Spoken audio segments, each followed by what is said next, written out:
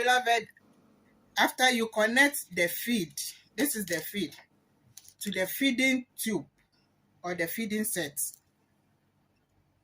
If you have not watched the first video, please go back and watch the first video. The next thing you have to do is to prime.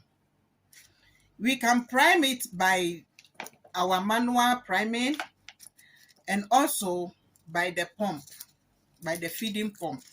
So I'm going to prime manually. I'll remove this one. It's a little bit longer. When you remove everything, it's longer. So you make sure it's hygienic. It does not touch the ground so that it will not be contaminated or contamination. So when you want to prime manually, you are going to press this side.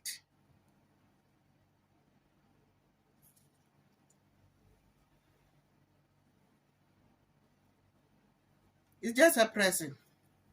You press.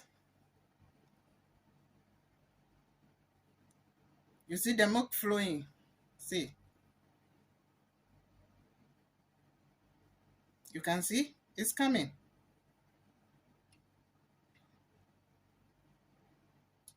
If I remove this, my hand, you see, all the process is coming from here. This is the manual way of priming the feed. The moment you press, you give a little pressure here, just watch the tube. You see the feed is moving through the tube. So that is the manual way of priming the feed. And you have to do it up to the tip. And sometimes or mostly, you have to make it to a little drop. The feed has to drop a little bit, not just pouring everything down, just a little drop. Why do we have to prime the feed?